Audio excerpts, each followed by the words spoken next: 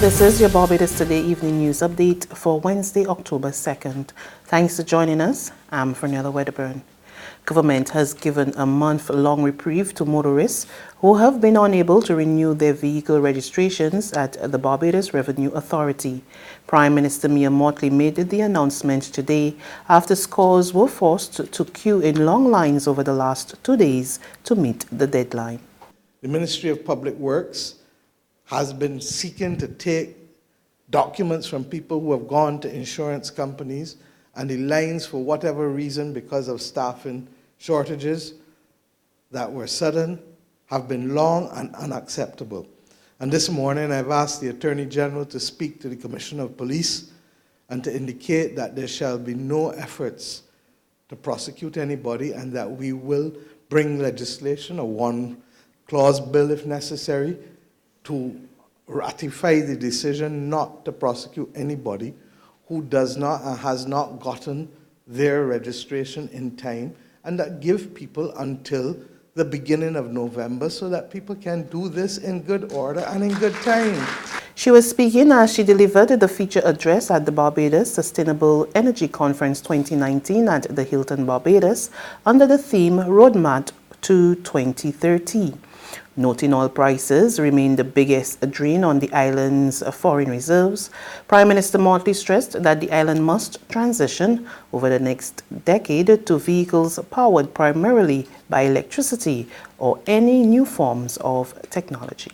My government is not prepared to allow this country to be held to ransom to the vagaries of international economic shocks with respect to oil prices. There has to be a quickening of the pace.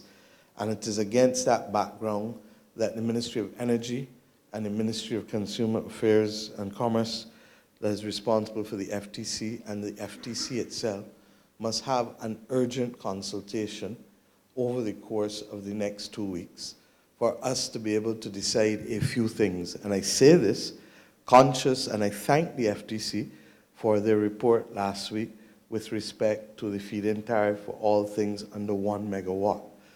I've had enough time, however, to reflect on this and to know that a cap of 25 megawatts is minuscule in comparison to what we need to have in order to move this economy forward. The body of a St. Andrew man was found today. Police have identified the deceased as Edwin Farnham of Whitehill, St. Andrew. His body was discovered at Gregg Farm. Police say investigations are continuing. Several people were left homeless after fire destroyed 2 houses at Gunsite Road, Brittons Hill, St. Michael, just after 11 a.m. The fire started at the home of 27-year-old Melissa Archer, who lived with her boyfriend and 5 children. When Barbados Today visited the area, Archer was not at home. Our news team, however, spoke to 83-year-old Edgar Harris, whose house was also damaged by fire.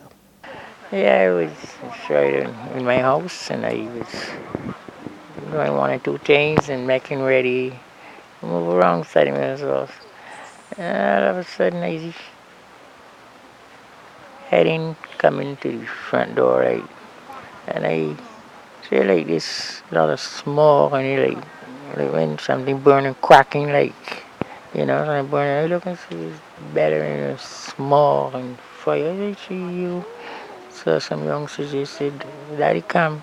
So they lift me over there, the better banister right in my house.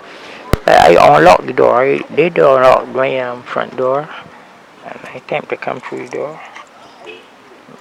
But the youngsters come and they help me, because I suffer with my knees, pain in my knees, right? Can't move. So they lift me over the little banister there and bring me out here, and that was the fire there above my house there. And the rain got fire and smoke and everything coming towards my home. Harris was rescued from his home by neighbors Samuel Price and Walter Brathwaite. When I came out from home, I go to the bathroom and came out. I just saw some other person and me Bob come together, and the gentleman, Daddy was in there, and we said, we don't know, we call the house closed at tight. Right, then we asked the lady, then she said, he in there, right? I mean, come, we see country door. So we just lift you over the wall, the gap, right? And that's all, right? So that's all I did. And he had him, and we put a hose on the pipe and started running the 2 holes we had there. To me, it was more a little startled because he didn't even want to left the house. We had a fight with him to get him to the top of the road. So, how bad was the fire at that time? real bad. Real bad. I can't believe it, man. This house is actually done. The first house was actually done, and the second house now was, you could see the fire coming through the roof, and the side is already started. Police are continuing investigations. There's regional and international news after this short break. It's Festive Friday at the Bridgetown Night Market at Pelican Craft Center. Kick off the weekend this Friday from 4 p.m. to midnight with loads of food, drinks, and entertainment. Get ready for Crop Over with the Rhythm Roots Street Parade. Party like it's Kadooman Day on the street around Pelican Village with costume reveler, music, and more. It's Festive Friday. It's Festive Friday at the Bridgetown Night Market at Pelican Village Center from 4 p.m. to midnight. Admission free.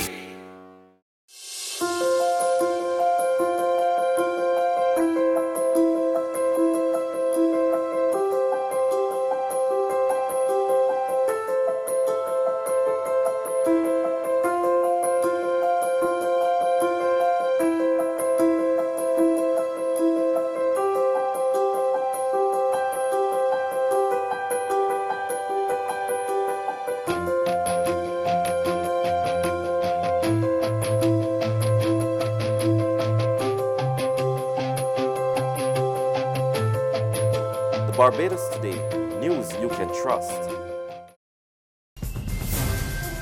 To regional happenings in the Bahamas, masses of undocumented immigrants are facing deportation in the wake of Hurricane Dorian. We get the details from Eyewitness News in the Bahamas. We know who some of you are. We will be coming to your properties. Some of those persons are F&Ms. Some of those persons are PLPs. And the chips will fall where they may. Just weeks after the government made the announcement of the suspension of repatriations following Hurricane Dorian, Immigration Minister Ellsworth Johnson warned yesterday that government will enforce all immigration laws, and some ordinary citizens have no qualms with this move. According to these Bahamians, although they may be stricken with tragedy, no one is above the law. There are laws in the Bahamas, and if that's the law, it'll have to be carried out. We have shown quite a bit of compassion towards the Haitian community, but as I said, the law is the law. It's a sad situation considering the fact that a lot of these people are suffering regardless of where they're from. But then on the flip side of it, the law is the law.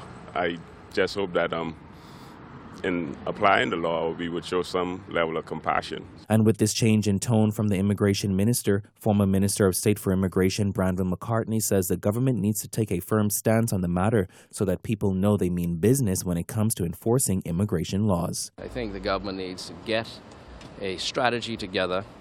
This is an opportunity to get rid of those shanty towns. And if now the government is saying that they're going to start repatriating, good, but do it. Further afield, British Prime Minister Boris Johnson made a final Brexit offer to the European Union today, pitching a possible compromise for a last-minute exit deal that was cautiously welcomed by the EU. His government finally revealed what it proposes to do about the Irish border, long a sticking point for the EU divorce. In a public letter to EU leadership, the Prime Minister calls for a regulatory zone to span the entire island, both Northern Ireland and the Republic, which will govern all trade goods. To avoid border checks, he says a declaration system would be introduced for small business traders, along with a trusted traders program to speed up the process. It's part of a wider deal submitted to Brussels, but besides that Irish bit, public details are scarce. And today in Brussels, we are tabling what I believe are constructive and reasonable proposals, which provide a compromise for both sides. And that's news. But for the very latest, visit us at www.barbadostoday.bb. You can also subscribe to our e-paper, email updates, or like us on Facebook, and sign up for our breaking news alerts via WhatsApp. We're also on Izumi Media in bus terminals, as well as screenplay at supermarkets and gas stations near you. You can also hear us on Mix 96.9 FM and Capital Media HD 99.3 FM. I'm Fernella Wedderburn. Good evening.